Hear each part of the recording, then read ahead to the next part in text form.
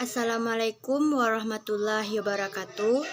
Perkenalkan, nama saya Delna Yusnita, NIM 20233016 dari Prodi D3 Manajemen Pajak.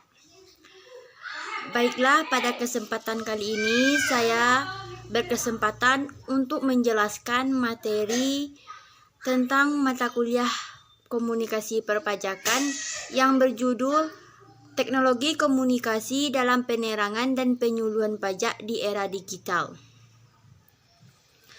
Yang pertama, apa sih pengertian dari teknologi komunikasi? Teknologi komunikasi adalah peralatan perangkat keras atau hardware dalam sebuah struktur organisasi yang mengandung nilai-nilai sosial yang memungkinkan setiap individu mengumpulkan, memproses, dan saling tukar-menukar informasi dengan individu-individu lainnya. Contohnya blog atau website, smartphone atau handphone. Kemudian apa sih pengertian penerangan dan penyuluhan pajak? Penerangan adalah suatu proses menjelaskan tentang seputar perpajakan yang dilakukan oleh Fiskus Pajak kepada wajib pajak atau masyarakat untuk menambah pengetahuan masyarakat mengenai perpajakan. Kemudian penyuluhan pajak adalah suatu proses yang juga digunakan untuk memberikan penjelasan tentang perpajakan dengan berbagai inovasi dan juga memanfaatkan media sosial sebagai sarana penyuluhan atau sosialisasi perpajakan. Namun, penyuluhan ini bertujuan untuk membuat wajib pajak taat akan pajak. Kemudian ada metode penyuluhan perpajakan. Ada dua metode penyuluhan perpajakan. Yang pertama metode langsung dan metode tidak langsung. Kemudian yang pertama metode langsung. Metode langsung adalah penyuluhan perpajakan dilakukan dengan berhadapan dan bertatap muka maupun tanpa tatap muka, di mana antara penyuluhan dan disuluh terjadi suatu komunikasi interaktif pada waktu yang bersamaan.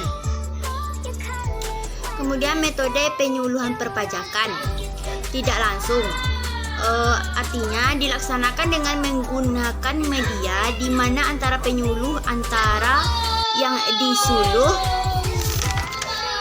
tidak terjadi interaktif. Kemudian pelaksanaan penyuluhan perpajakan. Artinya di sini ada 3 tahap pelaksanaan penyuluhan perpajakan. Yang pertama, tahap analisa rencana. Tahap analisa rencana penyuluhan yang disajikan berupa panduan data awal keadaan wajib pajak, kepatuhan, serta penerimaan pajak sebelum dilakukannya penyuluhan perpajakan oleh KMP4. Yang kedua, pelaksanaan penyuluhan harus dilaksanakan berdasarkan analisa rencana penyuluhan yang telah disusun oleh masing-masing KPP. Yang ketiga, tahap evaluasi, yaitu evaluasi yang dilakukan terhadap penyuluhan perpajakan pada umumnya dilakukan terhadap pelaksanaan penyuluhan saja, seperti evaluasi terhadap materi yang disampaikan atau performance petugas yang memberikan penyuluhan. Pada saat evaluasi ini yang dilakukan hanya berdasarkan pada data kuantitatif saja, yaitu berupa rasio perbandingan antara rencana volume penyuluhan dengan realisasi volume penyuluhan. Yang selanjutnya ada materi yang disampaikan pada saat penyuluhan perpajakan, itu berupa ketentuan perundang-undangan perpajakan yang termasuk pengertian dan pemahaman dasar perpajakan. Misalnya, pengertian tentang pajak, mengapa harus membayar pajak, serta pemanfaatan pajak dalam pembiayaan negara. Penyampaian materi-materi ini diharapkan dapat meningkatkan kesadaran masyarakat untuk membayar pajak serta melaksanakan kewajiban perpajakannya.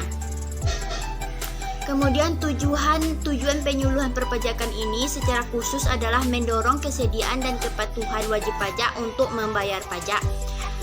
Melalui penyuluhan perpajakan diharapkan pada pola pengetahuan dan kesadaran masyarakat wajib pajak untuk memperoleh hak dan melaksanakan kewajiban perpajakannya semakin meningkat dengan meningkatnya pengetahuan dan kesadaran masyarakat dalam pelaksanaan hak dan kewajiban perpajakannya, diharapkan jumlah wajib pajak yang terdaftar di suatu KPP juga semakin meningkat.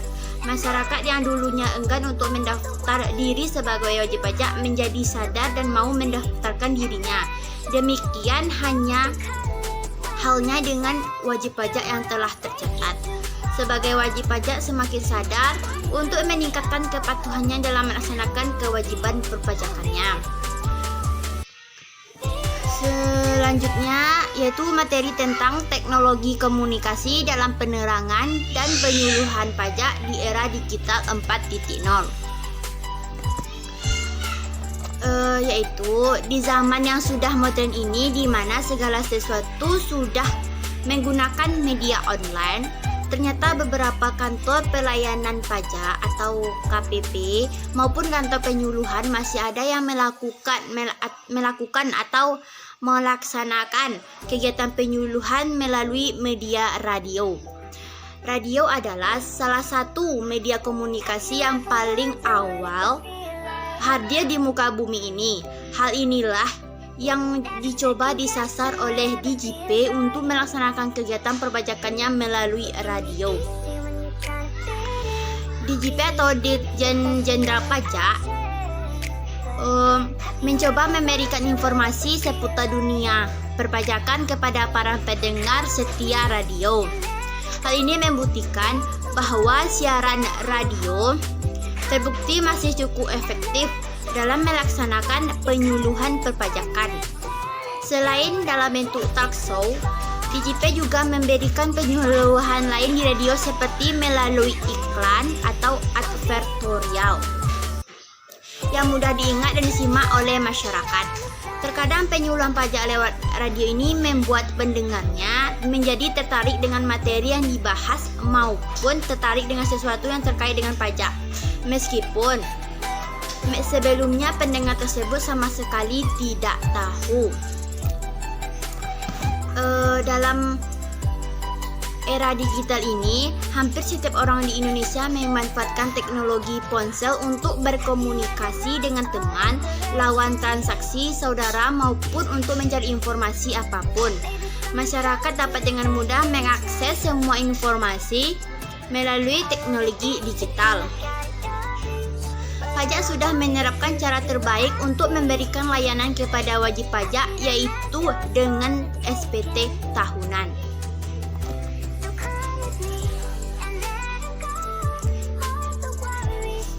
Selain itu, teknologi tersebut juga dimanfaatkan untuk memperoleh kode billing, akun pajak, serta menyebarluaskan informasi perpajakan. Melalui media tersebut, dalam layanan teknologi perpajakan yang ditawarkan oleh e-filing, e-faktur, dan e-billing, layanan ini dapat diakses melalui komputer maupun seluler. Kantor pajak juga memanfaatkan layanan seluler untuk menyebarkan SMS blast dan email blast guna memudahkan menyampaikan informasi yang bersifat massal. Namun, pemanfaatan teknologi saat ini perlu dilakukan dengan langkah bijak dalam membuat iklan maupun pesan kepada masyarakat. Harus dilakukan dengan tidak mengandung ujaran kebencian. Demikianlah penjelasan dari saya. Kalau ada salah dan ganjanya, saya mohon maaf. Assalamualaikum warahmatullahi wabarakatuh.